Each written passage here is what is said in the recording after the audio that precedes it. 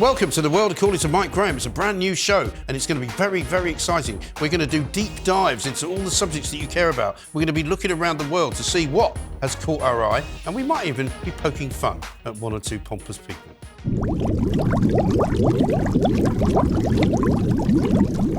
So let's just remind ourselves of where it all began. Just Stop Oil weren't around in the Jurassic period or the Jurassic period, but they've been around now, it seems, for a couple of years. Do you remember this?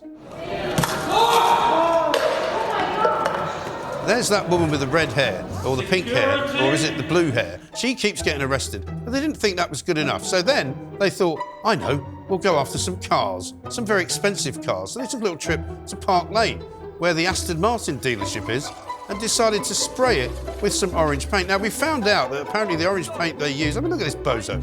Who does he think he is? He looks like a relic from Supertramp in the 1970s with his red hair. Now, the problem with all of this, of course, is that the public have started to get a little bit fed up. And so the public started fighting back. And we see this a lot now. We see people who are ordinary citizens trying to move these idiots out of the way. And of course, we've seen recently that some of that has turned a little bit nasty. I mean, look at this guy. I mean, is he your grandfather? Because if he is, would you mind collecting him from the nearest police station? And look, he's got a cardigan on, he's fallen down.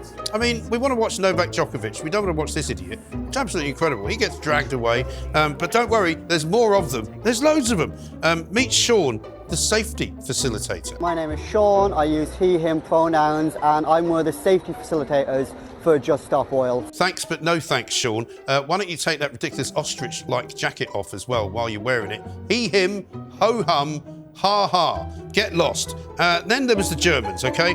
Sometimes they do things they thought were a good idea at the time. Here's one of them gluing his hand to a road and finding out the hard way that it's not so easy to get the stuff off.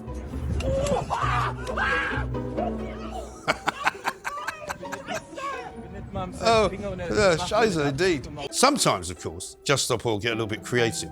And here they are with a little musical number that they thought would slow the traffic down and entertain them at the same time.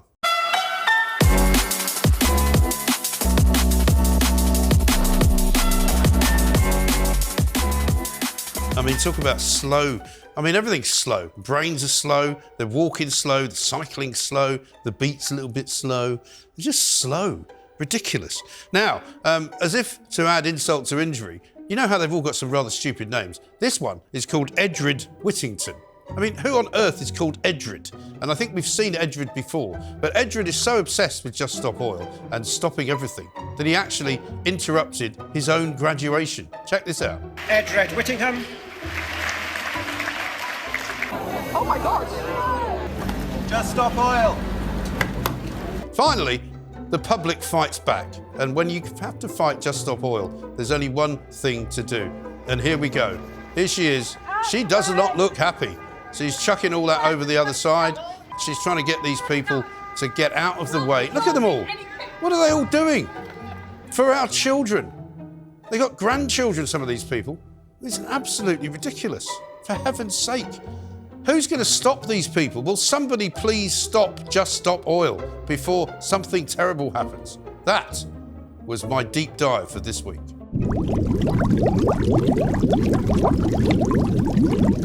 So now it's time to talk to Dale Vince, a regular contributor to TalkTV and a man that I've spoken to many times before, but today it's going to be a bit different. We've talked about this so often, haven't we? Is it working? Is it not working? But we're still talking about Just Stop Oil on all the channels you can name. And we're talking about the fact the climate crisis is here. Look at the weather around us right now, around the world, you know, and that it's caused by fossil fuels. And the idea of drilling for more is, as the UN say, moral and economic madness. And just this week, the OBR, the Office of Budget Responsibility, reported to the government and said sticking with fossil fuels will cost twice as much as moving to green energy, twice as much to the economy, which is crazy. But only half as much as housing all the illegal migrants that are coming here for one reason or another. But let's talk about this high temperature business, right? Because I'm going to say to you that the BBC, the Met Office and various other places are basically stunting it all up, right? Because I've got some actual figures in front of me of what the temperatures are right now as we do this interview, right? Now, they're claiming that in Algeria, it's about 48 degrees. It's 50 degrees in Morocco. They reckon it's like 47 degrees in parts of North Africa.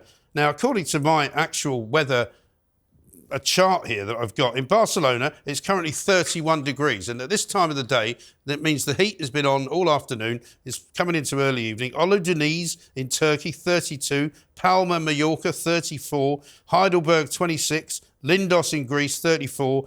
Dubai, 35. These are not degrees of nonsense of 48 and 50 that people have been scared by. These are actual high 30s. People go on holiday, they enjoy it. It's nowhere near as bad as people are making out.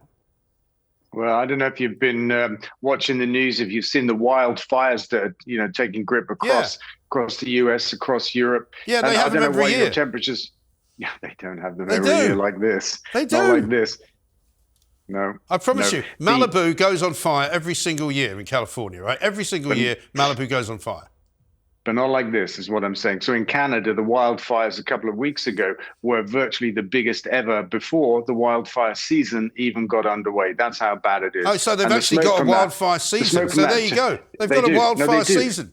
Nobody's arguing about that. We have summers, we have seasons. It does get hot in the summer, but it doesn't get hot like this. Did you see the NASA scientist this week? He came out and he said, this will be the coldest summer you ever experience in your lifetime. That's his stark warning to everybody on the planet. Well, this is the coldest now you'll ever experience. Well, he obviously wasn't here in June because it was pretty damn hot here in June, I have to say. I had to put the air conditioning on. Yes, but the record temperatures we experienced were in the first week of July, and that's a global record as well as a UK record. Do you know where the hottest record was ever taken, and do you know when it was and where? I'm sure you do, so hit me with it. I'm going to tell you, it was Death Valley, 1913, at 56.6 degrees Celsius, right? Which is pretty hot. But to be fair, that's why they call it Death Valley. Nobody lives there. It's a desert, and it's also below sea level. But what I'm saying to you, Dale, is that all of this kind of alarmist talk has got people anxious. It's got people worried. And just by taking the train instead of driving to work, it's not going to make any difference, is it? I also heard a climate specialist from, I think it was Leicester University the other day, saying that if we stopped producing any CO2 completely and utterly, which is impossible, but if we stopped it right now, today, it would be at least 30 years before anything changed. No, I don't accept that. But look, nobody's saying catch a train is the answer to the problem. If we're talking just stop oil, they're saying something very different. Just stop drilling for oil and gas, new oil and gas in the North Sea, because we can't add to the problem. That's a simple proposition. Why do you think so many people in Just Stop Oil are old? I'm not sure they are. Yeah, they are. They're either students, right, with stupid names like Edred, or they're old, sort of, wrinklies who have got nothing better to do, who should be enjoying their retirement, and they were sort of invading the tennis at Wimbledon and, running into people driving their cars in the middle of London. I think that's an extreme caricature, Mikey, but that's what you're known for. But this is the thing. I'm just going on what I see on television, right? I mean, you're the guy that's funding them. How much have you given them so far? You asked me this question before, and I think we're talking somewhere between £200,000 and £300,000. But isn't it true, though, Dale, that all of this climate alarmism is making people anxious, it's making people worry, and they actually think that, they're going to die from heat exhaustion, which they're simply not going to? Yeah, but it's actually happening. So for a while, I've been saying 40,000 people died last year in Europe because of the heat. And I got that figure from the various governments of Europe putting out their own reports. Last week, somebody pulled that together, dived deeper into the data and said it's at least 60,000 deaths in Europe, 4,000 in our country. We're talking deaths here, right? Compared to a bit of traffic disruption and stuff like that.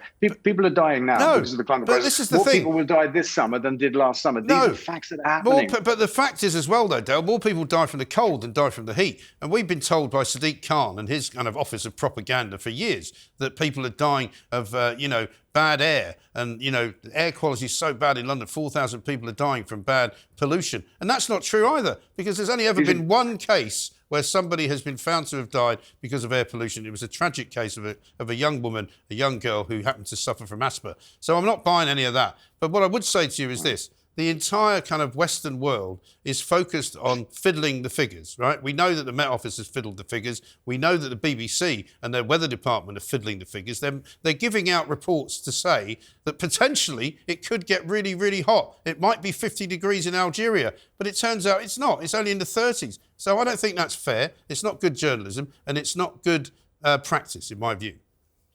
Okay, well, look, the data that Sadiq Khan talks about is not his own. It comes from our government, right? And they say 40,000 people a year in the whole country die from traffic pollution, 4,000 in the capital. I don't think we can dispute that. I think that's a matter of science. We can dispute it. Well, no, of course, because there's no evidence of it. There's evidence that one person has been said to have died from it. But I've got a question for you, Dale. Where are you at the moment? That one.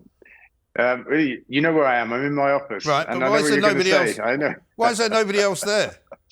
Yeah, we're this is how we work now. A lot of people work from home. They choose that because it's a way of life that we experienced during the pandemic, isn't it? And it's this rubbish. is my floor of the this is my floor of the building, and it has less people on it than the rest of the building. But surely you're wasting all that energy behind you. There's nobody there. Switch all the lights off, will you, for heaven's sake? There are actually people there, and some of them have just popped out for meetings, and some of them just don't want to be in the background when I'm on with you. Yeah, I don't blame them either. Anyway, listen, good to talk to you. Keep bringing us those false facts, and we'll see what we can do with them. Dale Vince from Ecotricity, a man who likes to campaign for Just Stop Oil. He's given them 300 grand, for heaven's sake. Coming up, let's have a look at Trump's takedown. You are a rude, terrible person. You shouldn't be working for CNN. When it comes to your documents, did you ever show those classified documents to anyone? Are you ready? Can I talk? Yeah, what's the mind? answer? Do you mind? I would like for you to answer the question. Okay, it's very simple to answer. That's why I asked it. It's very simple to... You're a nasty person, I'll tell you. You are a rude, terrible person. You shouldn't be working for CNN. Stay tuned. After this, we're going to be looking at who could be Prime Minister for a week.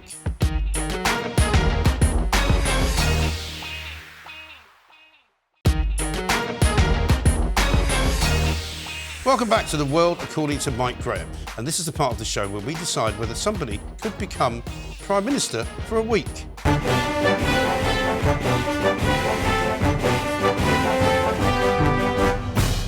And to be honest, the way Prime Ministers have been coming and going lately, I think a week's probably quite a long time. They say a week is a long time in politics. We've got Nadia Essex here to battle it out against Sam Armstrong, who's also fancying his chances as being Prime Minister for a week. So the very first thing I would do, and obviously I'm biased because I am a parent, is I would make childcare for parents free for everybody. Right, even if you haven't got any kids? Yeah, why not? Yeah, why not? Yeah. Why not just hand out more of our money to people who don't need it? Well, no, but if you can afford to pay for childcare, then obviously like schools, there's private school, independent schools and state schools. Yeah. But I think that, for myself, my friends, the people that I know, I want to go to work. I want to contribute. I want to pay my taxes. I want to give more into society. Yes, and also it's good for you to work. It's great for me to work. It's not good for you not to work, is it? Well, some people are stay-at-home mums or fathers, and that's what they're, happy with and they're comfortable with. And I battle every day with the mum guilt, the fact that I love my child more than life itself. I would die for him, but I don't want to be around him 24/7. No. It drives, it just... He feels the same way. Completely. Funnily enough. He does. He wants to go to nursery, he wants to play with his friends, he wants to be with other 3-year-olds. He doesn't want to be with me all day. Okay. But it costs me about £1,000 a month for 3 days a week so that I can try and earn a full-time wage in those 3 days, plus do all the household chores, the cooking, the cleaning, the washing, the supermarket run, everything is done in that space of time. And I just think if we could just get better childcare, the economy, it could only be good. Yeah. My worry about it, right, and I'm going to ask you, Sam, what you make of it. My worry is that you end up paying private individuals and, private companies public money to look after other people's children. And that, to me, doesn't sound like a great idea. Yeah, I've got to be honest, it's probably my most controversial idea, but I would probably scrap all taxpayer funding for childcare. I just don't like the idea that parents should go out to work. And frankly, in a lot of cases, they're not earning enough to pay enough in taxes to pay for the £1,200 a month or whatever it is in the kids, to send them off to some commissar provided by the Politburo to look after your kids for you while you return to the tractor factory to increase production by 200% in this 5-year plan. All right, well, let's have a go at your second thing. What's the second thing you would do? So the second thing I would do is I would make the TV licence optional. No, that's a great idea. Well, I just think it's common sense. The fact that people get a criminal record for not paying their TV licence is appalling. Yes. And, you know, it always affects the poorest people in the country, that the elderly can do it, the people that can't. It's not people that just, you know, want to stick 2 fingers up. It's people that usually forget or can't pay or have trouble. Not everyone can get onto the internet. Yeah. Not everyone can download their card details to do it. And the fact that you get an actual criminal record for not paying and also, for the BBC for blows my watching mind. something which isn't even the BBC, you have to get a licence now and pay the BBC. They've changed it now, exactly. And Right. it's absolute rubbish. And I think that it should be optional. I think there's many people that would pay it. I don't think that there's going to be a massive decline. There Would you obviously pay will it be. if it was optional? Potentially. I'd have No, you wouldn't. Not Come in on. the beginning. Sam, but would you pay it if it was optional? Absolutely not. Me neither. but I I'd would still watch it though. but I would for things like CBBS. Right. Because that's like Well, they've see, got if they some really broke it good down children's. into smaller amounts, that might be something you could do. So you could watch that, but not Panorama or something. I don't know. What's your third one? And third, I think this is common sense again, that all super injunctions should be axed. Right. I don't think that just because you have money, you are able to silence a victim of a potential crime. Yes. I think that, you know, we live in a democracy and we talk about freedom of speech a lot on the news, We talk about on privacy Twitter. a lot as well, though. It can be about privacy, but ultimately, if there's somebody that's saying that you've done something that usually goes into illegalities, then that should be able to be talked about and investigated properly. I just think that, you know, you have people that have for years upkeeping an injunction, and it's the victim who doesn't have the money to fight it. Privacy, suffers. any problems with people's privacy with that? Well, I worry that we're going to put the BBC legal department out of a job. Yeah, well, that's true. Yeah, they're quite busy at the moment. Never mind. Right, Sam, if you want to be Prime Minister for a week, what have you got for us? Well, my first thing is migrants. I think there's a problem with migrants, which is well, one of the many problems with migrants is they're sending them to where there's hotels, which are frequently nice English seaside towns by the countryside where people don't want them and are supporting every measure possible. So I think they should be distributed around the country in direct proportion to how many people are tweeting opposing the government's plans. Yes. Absolutely right. Well, they should definitely. I mean, they did this in America, didn't they, when they shipped a load of illegal migrants from Florida up to Cape Cod in Massachusetts, where all the rich Democrats live. And they didn't stay there very long because they soon shipped them out because Florida felt that they were getting the brunt. What's your second thing, Sam? I'm just fed up of all this stuff that's getting taught in schools. Trans, sex ed, lefty, wokey, masturbation. Rubbish, masturbation, black. I mean, it wasn't like that when I was at school. It was? Didn't you have sex education? No. I went to boys' Catholic school. No, oh, well, no, sex of didn't course. exist. Yeah. Explains a lot. It does. It's very true. But, you know, we didn't even have biology because I think they were worried that we might think that it was more about evolution than it was about God. Who taught you about the birds and the bees then? Well, I just sort of learned as I went along. Hasn't gone too badly, has to be said. What's your third one? My third one is national treasures. I'm fed up of them going wrong. If you're a putative national treasure, if you're on the cusp, if you say Ed Sheeran, sure he's absolutely fine. Yeah. I want your phone checked. Yes. Because we're too used to, as the British public, to having our heart broken by these celebs that we think are fantastic. Who can't behave themselves. Turns out they've been texting a 15-year-old. Yeah. It's got to stop. Yeah. I want their phones checked. Who's going to check the phones, though? Yeah, who can you trust? Because the person checking the phones could be open to bribery. Yeah. You know, if they find something that they don't like the look of and they go back to the subject. You up for the job, target. Mike? I don't want to check people's phones. I have a very strict policy. I don't look at other people's phones. No. Because it only leads to bad things. Definitely. And in dating, I say that's really important. If you've got as well, a girlfriend or a boyfriend or Yeah. a husband or a wife, do not ever look at their phone. Because I'm not necessarily saying they're up to no good, but they might have sent a text to somebody going, he's really getting on my nerves. You know, you'll find something you don't like. Always. And I just think because you don't know context or tone or anything like that, so you can read a message that potentially is about you nagging about the washing, but actually it was just them venting and it was perfectly healthy. Or you might find a shopping list from a place that you didn't know they went shopping. I mean, potentially it's a nightmare. Absolute nightmare. Can of worms. And to be honest, it's a bit surprising, Sam, that this has come from you. I thought you were a bit of a libertarian. And here you are trying to clamp down on people having fun, albeit that it might be illegal.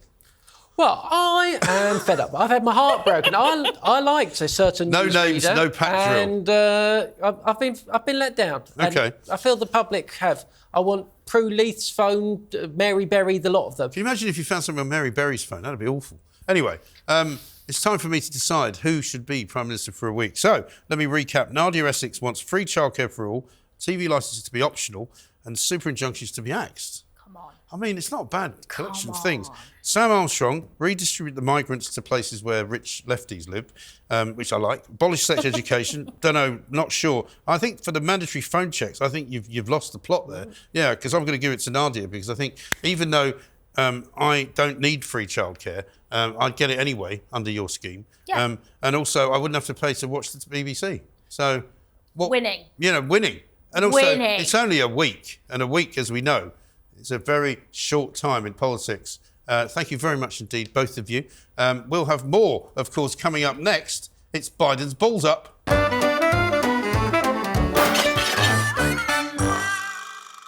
We've been doing everything we can do to keep Biden from being the nominee, and guess what? We tried it in Iraq. It's not working, so now we're going to try, in Iran. Excuse me. We tried in Ukraine.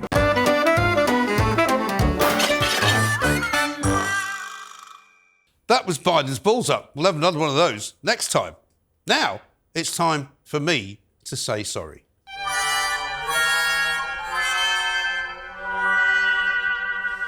Now, you know as well as I do that the older you get, the more you realise that sometimes you've made mistakes and sometimes you have to own up to those mistakes. And I, for a very long time, have been quite hard on a particular individual in the public eye. You'll probably know who I'm talking about if I give you a few clues. He's insufferably smug. He's always on social media. He sticks his nose into places where he shouldn't. He's always got something to say about things that don't concern him. And lately, he's actually become a bit of a hero. Who do you think I'm talking about? That's right. It's our very own Gary Lineker. He played football for England. He's famous for having an accident on the pitch. He's also famous for driving some rather expensive cars. He's also got famous quite recently for being critical of the Tory government, particularly their migrant policies. But I've got some news for Gary Lineker because I've been thinking, and quite frankly, I think I may have been wrong about him. Maybe he was right to be critical of the government. Maybe he was right all along when he said that the language used around some of the migrant conversations was reminiscent of 1930s Germany. Maybe the BBC were wrong to suspend him. So I prepared an apology for Gary Lineker for all of the things I've said about him, all of the tweets I've sent out about him. But just before I was about to come onto this show to apologise, I read another one of his tweets. And here's what it says. I think it's very worrying that we lock people up that are actually trying to make sure that we have some kind of future. He says climate change should be the biggest issue of the day and we should all be trying to turn governments on it, not just relying on people that actually do stuff knowing they'll be locked away. And I kind of admire that in a way. So do you know what, Gary? Actually, I'm not sorry at all. I was obviously right all along. You are a complete and utter plank.